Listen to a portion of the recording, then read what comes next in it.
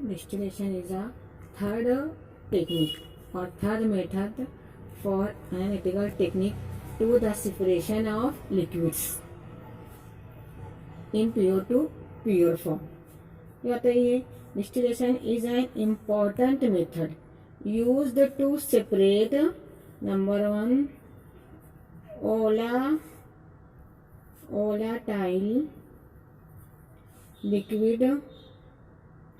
liquids from non-volatile impurities. Second one है ये liquids having sufficient difference in their boiling point. इसमें क्या आता है ये? फर्स्ट वन है volatile liquids from volatile impurities. इन्हीं वो सब्सटेंस लेंगे, वो सॉल्यूट जिसमें क्या प्रेजेंट है? Non volatile impurities. तो हम with the help of distillation हमारे प्योर सब्सटेंस को वोलेटाइल कर लेंगे और अनदर कंडेंसर में से सेपरेट कर लेंगे. और जो बचेगा रिमेनिंग, जो हमारे पॉट में बचेगा लास्ट में, वो क्या रहेगी? हमारी नॉन वोलेटाइल इम्प्यूरिटी. जो अगर हम इसे हीट करेंगे तो हीट भी करने पर ये नॉन वोलेटाइल हमारे उसके बेस में एज इट इज रहेगी. सेकंड वन क्या था ये?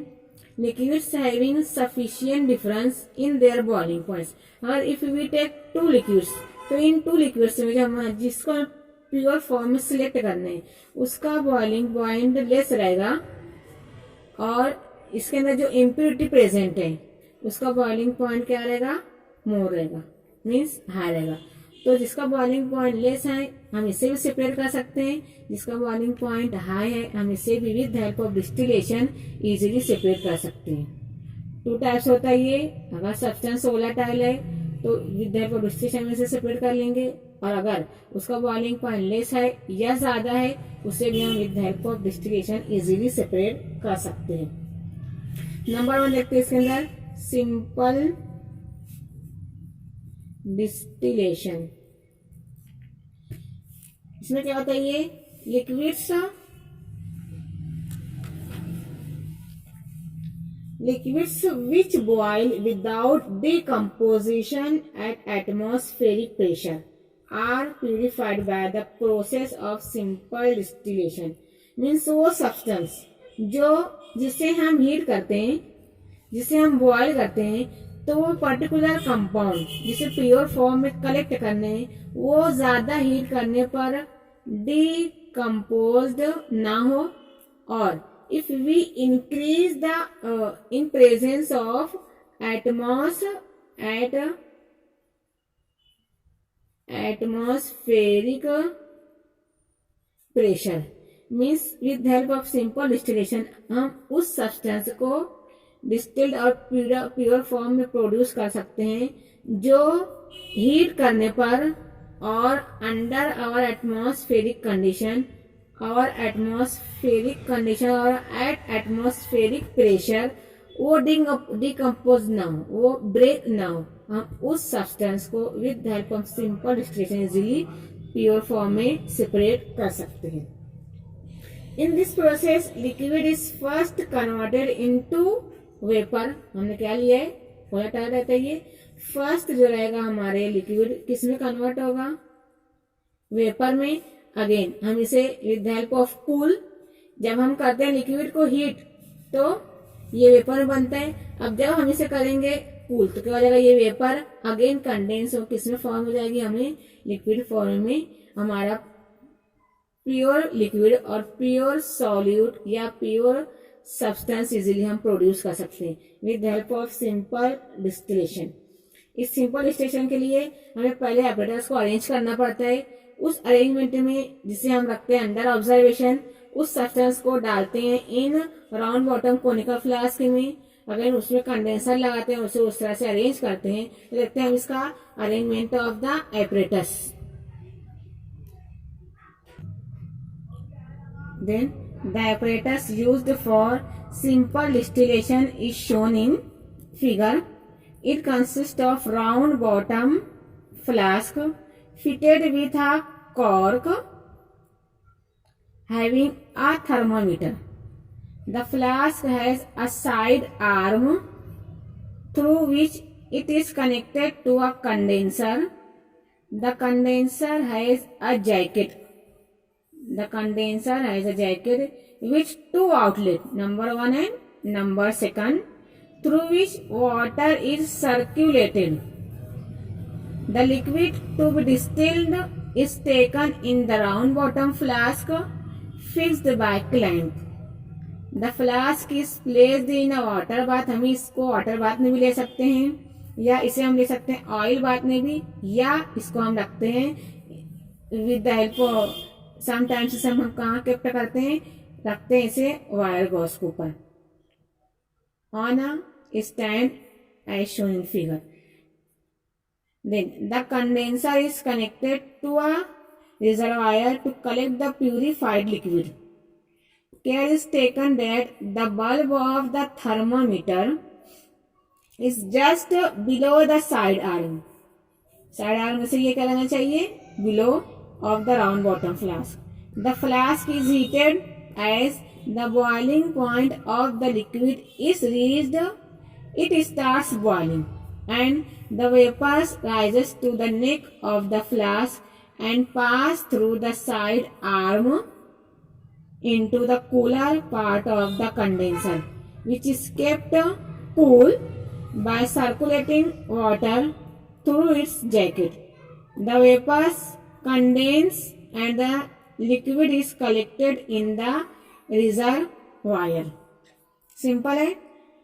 डिस्टिलेशन में हम क्या कहते हैं, राउंड बॉटम फ्लास्क लेते हैं, इसमें हमारा सब्सटेंस रखते हैं, सब्सटेंस को with the help of wire Gauss इसे बर्नर की मदद से हीट करते हैं. हीट करने पर क्या होता है, ये यहाँ पर लगाते हैं हम थर्मामीटर. ये हमारी फ्लास्क पैक्ड है. जब इसे हम करते हैं हीट तो ये लिक्विड कहाँ जाएगा, ऊपर फ्लो होगा. किस फॉर्म में, वेपर के फॉर्म में फ्लो होगा. अब इसको तो ऊपर ये पैक मिलता है, इसलिए जो रहता है साइड आर्म. इस साइड आर्म से ये वेपर कहाँ जाती है, ये वेपर जाती है कंडेंसर में. कंडेंसर को एक जैकेट से पैक्ड किए जाते हैं. इस जैकेट में हॉलो स्पेस रहती है और दो साइड आर्म रहते हैं. दोनों साइड आर्म से कंटिन्यू वाटर को इसमें फ्लो किया जाता है. जैसे ही वेपर आती है इस कंडेंसर में तो ये वेपर फेस में होती है और इसके जो रहते हैं जो दोनों साइड जो ओपन रहती है विद द हॉलो जैकेट, तो इसमें वाटर कंटिन्यू फ्लो होते रहते हैं. जब ये वेपर आती है तो वेपर इसमें क्या होती है, वेपर इस वाटर की मदद से कंडेंस हो जाती है, मीन्स लिक्विड फॉर्म में कन्वर्ट हो जाती है. अब इस लिक्विड फॉर्म में कन्वर्ट होने के बाद हम इसे इजीली इस कोनिकल फ्लास्क में इस प्योर सब्सटेंस को कलेक्ट कर सकते हैं.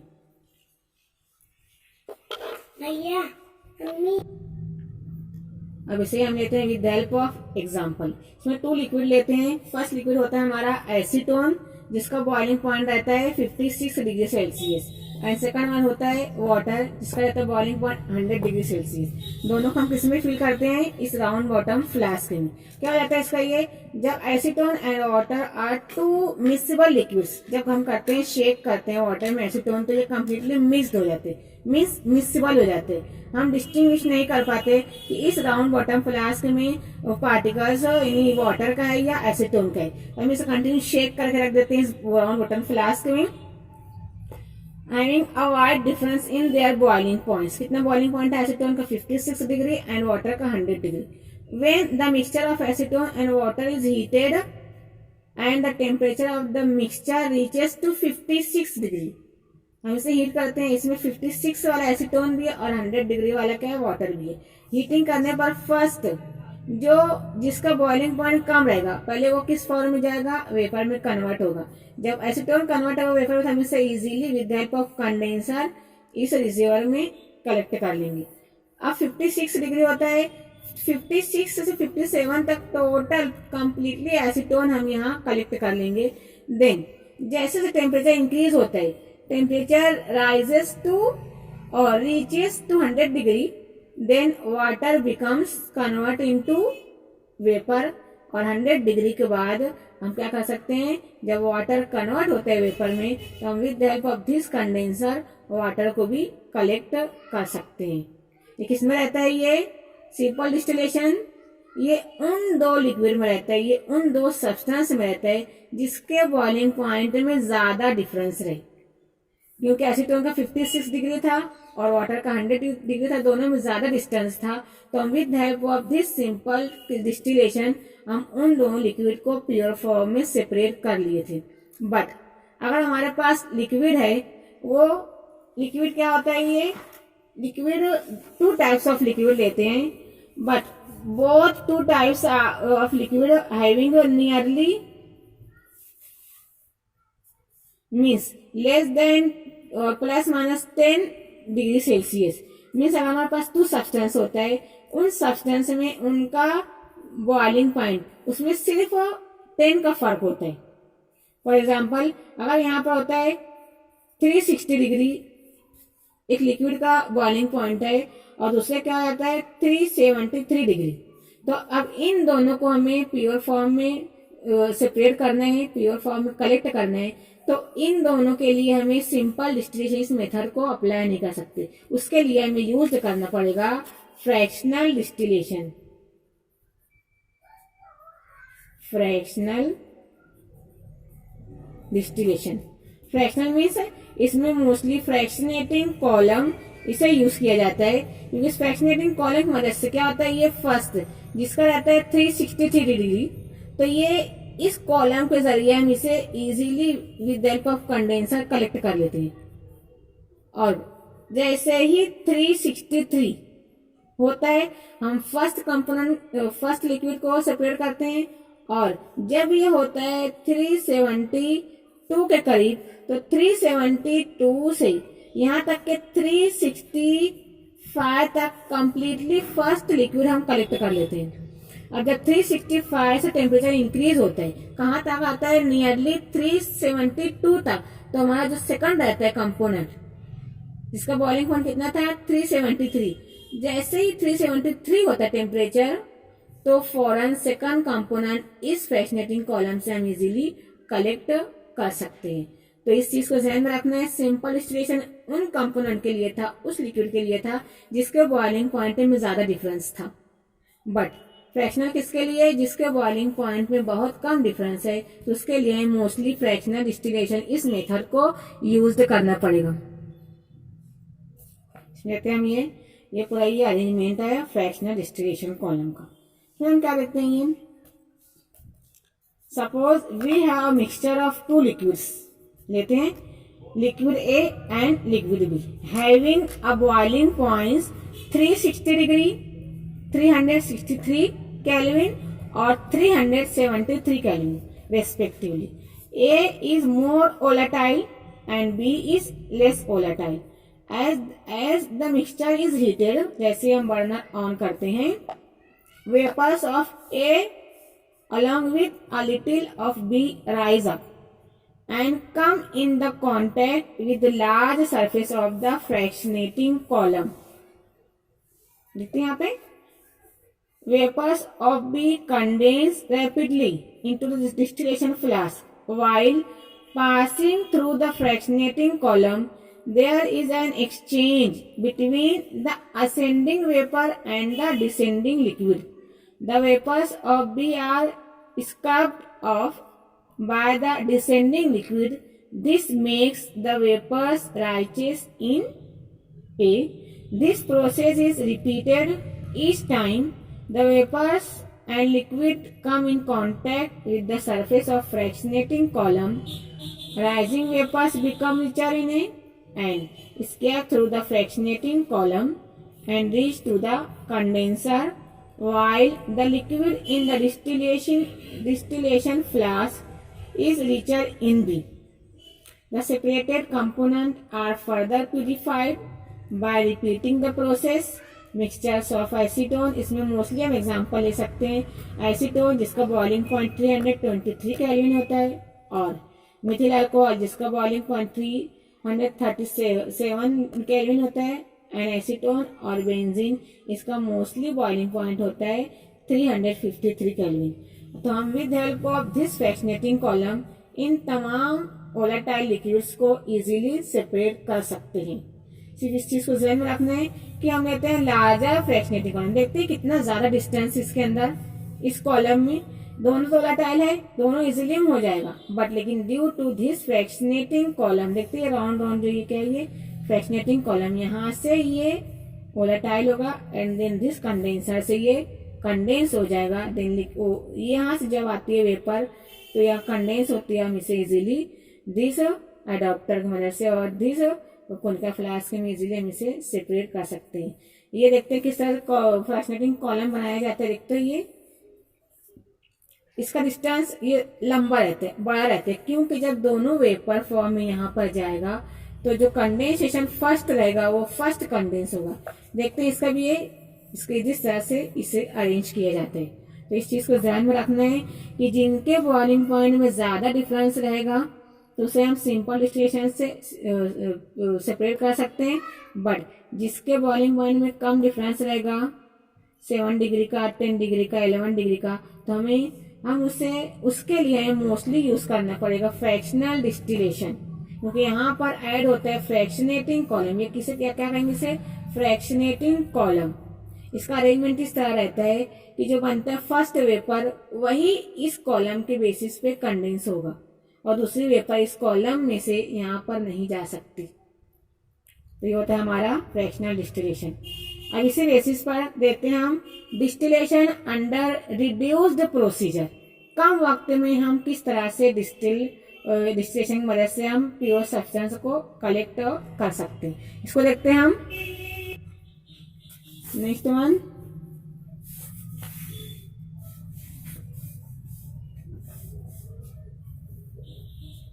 Distillation under